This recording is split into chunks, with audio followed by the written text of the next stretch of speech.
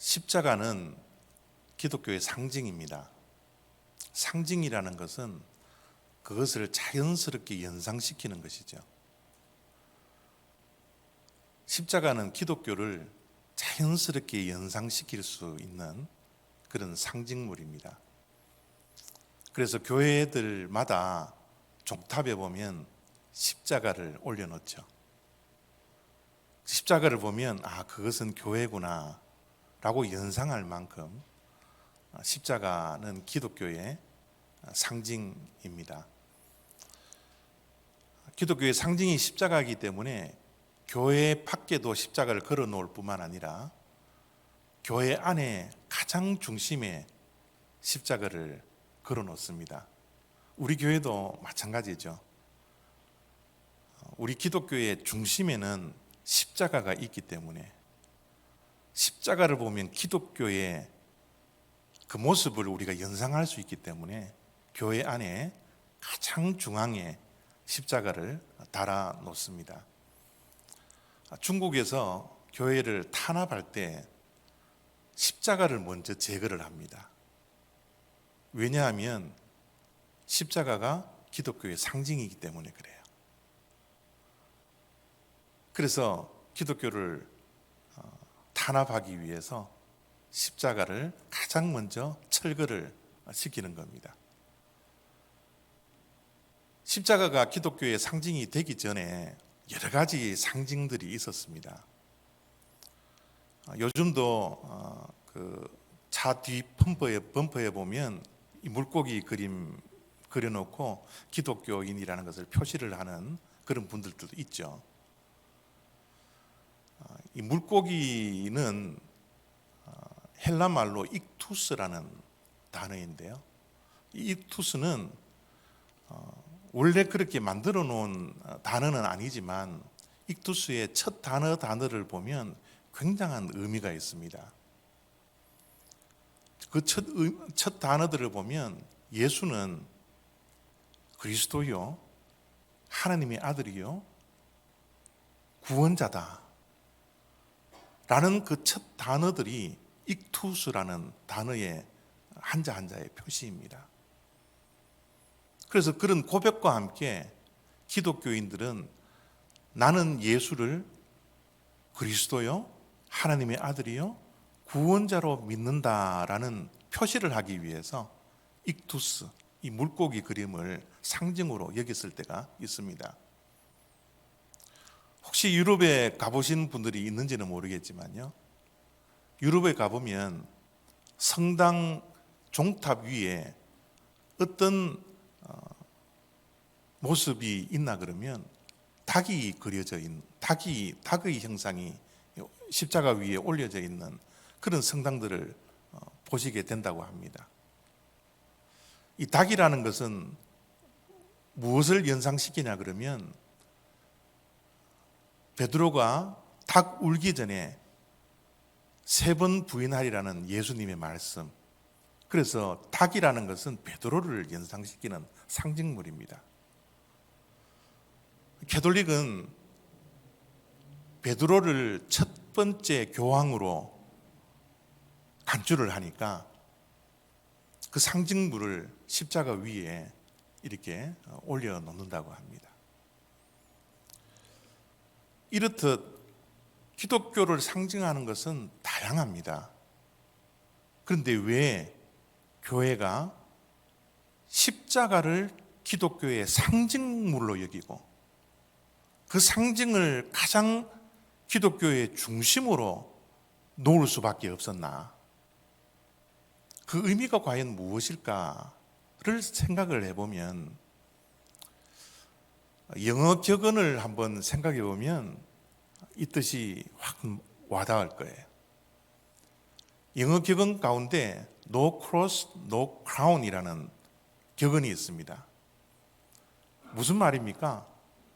십자가가 없으면 면류관이 없다라는 거죠.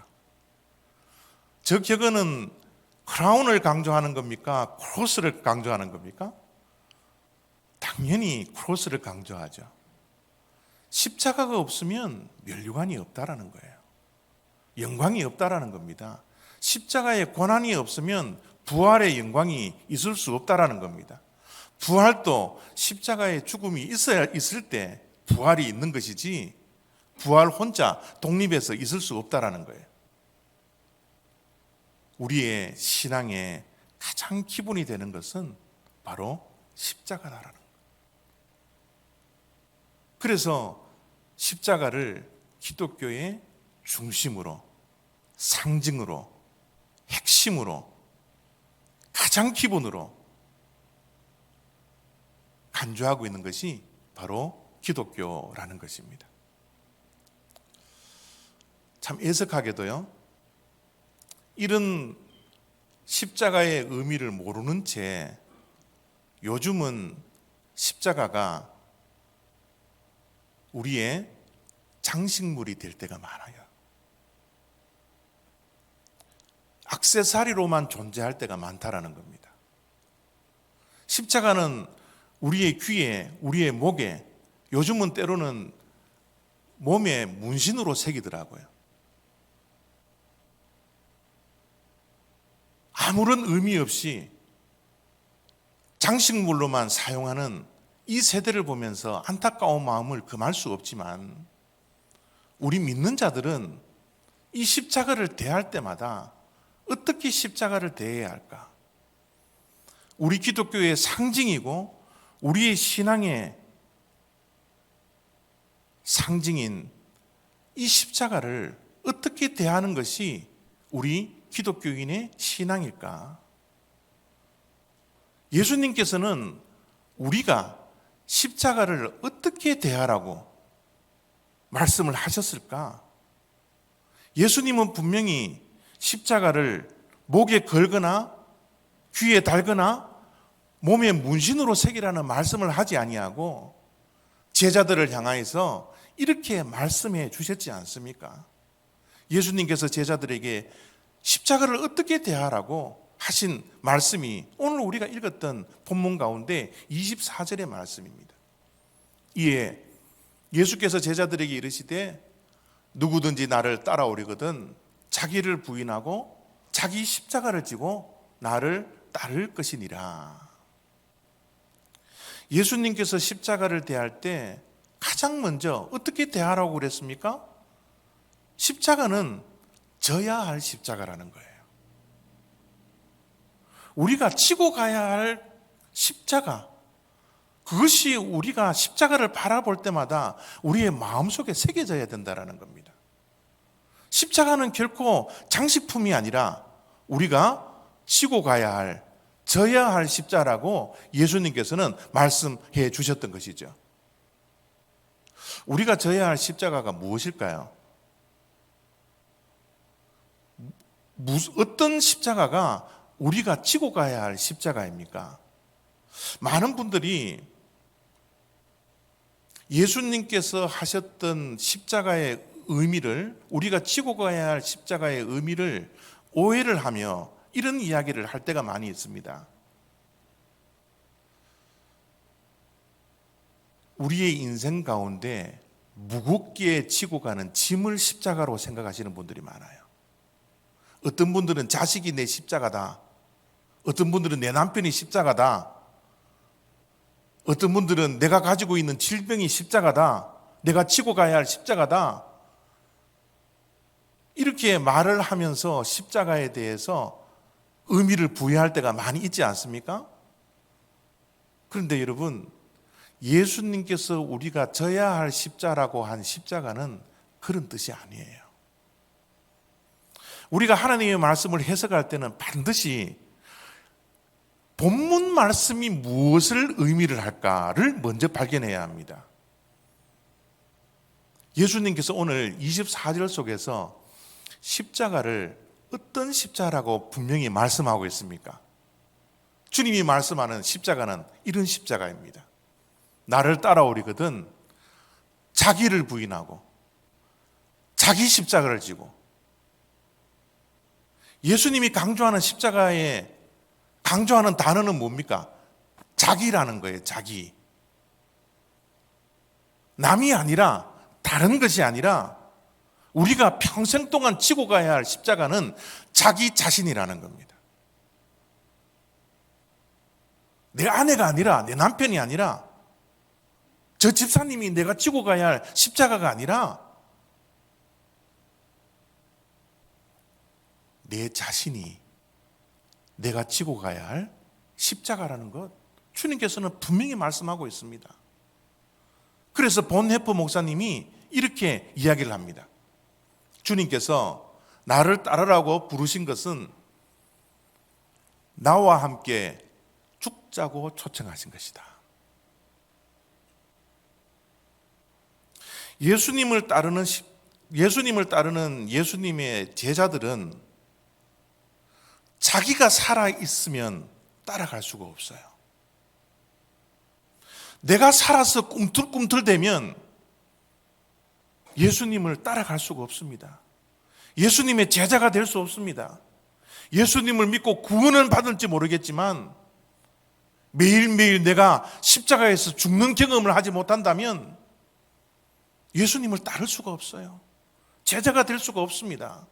그래서 예수님은 자기를 부인하고 자기 십자가를 지고 매일매일 십자가에서 죽지 않으면 나의 제자가 될 수 없습니다.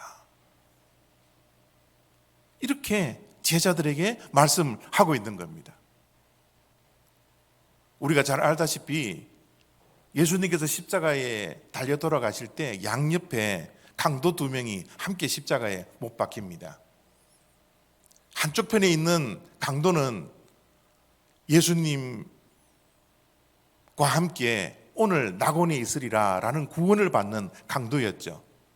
그러나 구원받지 못한 한편의 강도는 예수님을 향하여서 십자가에 달려 죽으면서까지도 예수님을 비방합니다. 자신을 죽이지 못하고 끝끝내 남을 향하여 비방하고 남을 원망하고 남에게 불평하는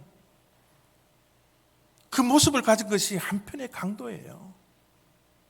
끝까지 자기의 고집을 버리지 않습니다. 구원받은 한 강도는 우리가 죄를 지었기 때문에 십자가에 못 박혀 죽지만 저 예수는 무슨 죄가 있어서 십자가에 돌아가느냐고 자기의 죄를 분명히 고백을 하지만 구원받지 못한 한 강도는 끝내 고집스럽게 자기 자신을 보지 못하고 예수님을 비방하며 소리치며 마지막을 맞이하고 있는 고집스러운 사람이었습니다. 강팍한 사람이었어요. 죽는 그 순간에도 마음의 문을 열지 못하고 마음을 닫은 채 고집스럽게 죽어가는 것이 한 강도의 모습이었다라는 거예요. 우리는 십자가를 대할 때마다 우리 자신을 십자가라고 여기고 내 자신을 바라보며 내 자신의 죄를, 고집스러움을, 이기심을 날마다 죽일 수 있도록 지고 가야 할 그 십자가, 그 십자가가 주님께서 우리가 져야 할 십자라고 말씀하고 있는 것입니다. 십자가를 대할 때마다 우리는 져야 할 십자가라고 우리가 대해야 하지만 또 하나는 십자가는 우리가 품어야 할 십자가입니다. 지고 가야 할 십자가이지만 우리가 매일매일 품고 살아야 할 것이 바로 십자가라는 거예요. 얼마 전에 품다라는 이 단어를 설명하기 위해서 어미닭이 새끼 병아리를 보호하기 위해서 날개를 펴서 품는다라는 이 품는다라는 단어를 설명을 한 것을 여러분들이 기억하실 겁니다. 품는다라는 것은 지키는 거예요. 빼앗기지 아니하도록 지키려고 품는 거라는 겁니다. 그럼 우리가 무엇을 품습니까? 왜 우리는 이것을 지켜야만 합니까? 왜 암탉이 병아리들을 품고 지킵니까? 소중하기 때문에. 소중하지 않으면 우리가 지킬 이유가 없죠. 소중하지 않으면 우리가 품고 보호할 필요가 없습니다. 십자가는 우리 신앙생활에 제일 중요한 것이기 때문에 우리는 십자가를 볼 때마다 내가 십자가를 품고 살아야 되겠구나, 빼앗기지 아니하고 지켜야 되는 것이구나 라는 것을 날마다 상기를 시켜야 된다는 거예요. 우리는 매일매일 무엇을 품고 살아가고 있습니까? 돈이 중요하면 돈을 품고 살 거예요. 자식이 중요하면 자식을 품고 살 겁니다. 꿈이 중요하면 꿈을 품고 사는 거예요. 과거의 상처가 나에게 중요하다고 생각하면 상처를 품으면서 과거에 매달려 하루하루를 살아갈 거예요. 여러분들이 지금 품고 있는 것이 무엇입니까? 십자가입니까? 우리 인생에 가장 소중한 것, 다른 것 다 빼앗겨도 이것만은 내가 빼앗기지 않으려고 품고 살아야 하는 것이 무엇입니까? 십자가입니까? 십자가는 우리의 인생에 가장 소중한 것입니다.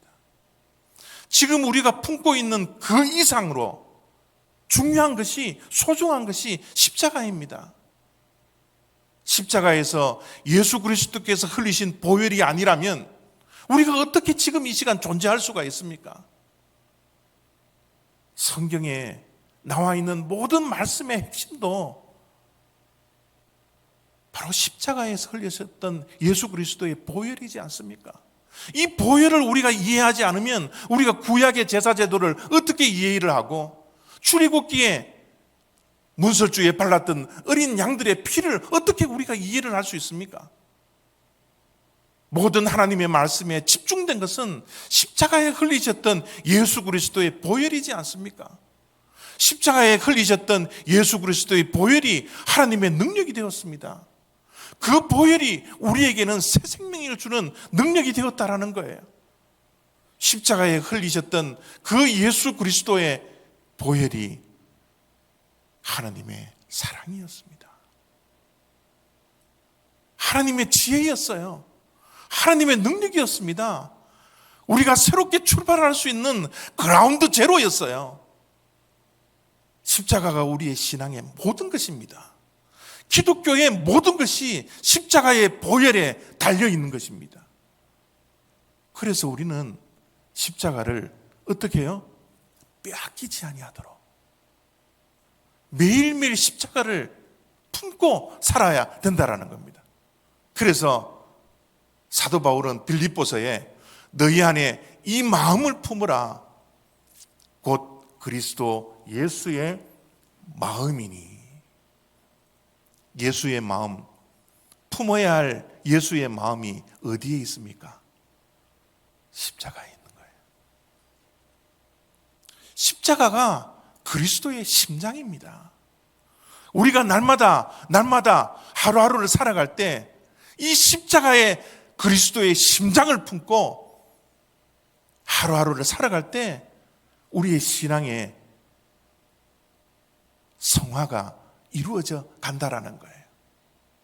2000년 전에 십자가에서 예수님이 우리를 품고 우리를 지키기 위해서 십자가에 피를 흘리셨던 것처럼 이제는 우리 차례입니다. 예수님이 우리를 품어주셨듯이 이제는 우리가 예수님의 십자가의 마음을 품고 하루하루를 살아가는 것, 이것이 십자가를 대하는 두 번째의 우리의 모습이 되어야 된다는 거예요. 십자가를 대할 때마다 우리는 십자가를 바라보아야 할 대상으로, 십자가는 바라보아야 할 십자가라는 것 우리가 기억해야 합니다. 믿음은 여러 가지 정의를 내릴 수 있겠지만 믿음은 바라보는 것입니다. 왜냐하면 히브리서 12장 2절 말씀에 믿음의 완성은 예수님을 바라보는 것이라 그렇게 말씀을 하셨거든요. 믿음의 주요 또 온전케 하시는 이인 예수를 바라보자. 우리의 믿음은 예수님을 바라볼 때 완성된다라는 겁니다. 예수님을 바라볼 때 우리의 신앙은 온전해진다라는 거예요. 우리가 바라봐야 할 그 예수님은 어떤 예수님입니까? 십자가의 죽음을 참으셨던 예수님. 십자가에서 참으셨던, 우리를 사랑해 주셔서 그 수많은 고통과 고난을 참고 견디고 인내하셨던 그 예수님. 그 예수님을 바라볼 때 우리의 신앙이 완성된다라고 히브리서 12장 2절 말씀에는 분명히 말씀하고 있는 것이죠. 십자가는 그냥 바라보는 게 아닙니다. 넉넉히 바라보는 게 아니에요. 십자가는 잘 바라봐야 합니다. 그냥 보는 것이 아니라 시선을 집중해서 바라봐야 할 것이 바로 십자가입니다. 여러분, 아는 만큼 보입니까? 본 만큼 아는 것이에요. 많은 분들이 그렇게 이야기합니다. 아는 만큼 보인다고요. 정말 그럴까요? 본 만큼 압니다. 본 만큼 알고 아는 만큼 보이는 거예요. 보는 것이 먼저입니다. 예수님의 십자가를 우리는 자꾸 봐야 합니다. 예수님의 십자가를 근성으로 보는 것이 아니라 집중해서 시선을 고정시켜 바라볼 때 우리의 믿음이 자라나고 예수 그리스도의 십자가의 그 의미를 우리가 알 수 있다라는 거예요. 어린아이들이 태어나면 엄마의 눈과 마주칩니다. 엄마라고 알고 볼까요? 자꾸 보니까 엄마라고 아는 걸까요? 저는 후자라고 생각합니다. 모르고 봤지만 보니까 엄마라는 것을 아는 거예요. 엄마가 나를 얼마나 사랑하는지, 얼마나 나를 보호하고 있는지 엄마를 바라보니까 엄마의 그 사랑을 아는 거예요. 우리도 십자가를 자꾸 보아야 합니다. 보아야 우리의 믿음이 완성된다라는 것을 우리는 기억해야 합니다. 보이는 것과 보는 것의 차이를 아십니까? 우리가 눈을 뜨면 이 세상 모든 삼라만상이 다 보입니다. 눈을 뜨면 이 세상에 교회 위에 십자가가 다 보입니다. 그러나 우리가 눈을 떠서 보이는 십자가가 아니라 십자가를 보는 눈이 되어야 합니다. 십자가를 바라봐야 합니다. 십자가는 보이는 것이 아니라 우리가 보라고, 집중해서 보라고, 시선을 맞추라고 십자가가 존재하고 있다는 것을 우리는 기억해야 합니다. 많은 사람들이 십자가를 보았지만, 십자가가 보였지만 보지 않았습니다. 예수님께서 십자가에 달려 돌아가시는 그 십자가를 수많은 사람들이 주변에서 그 십자가가 보였습니다. 그러나 그들은 십자가를 보지 않았어요.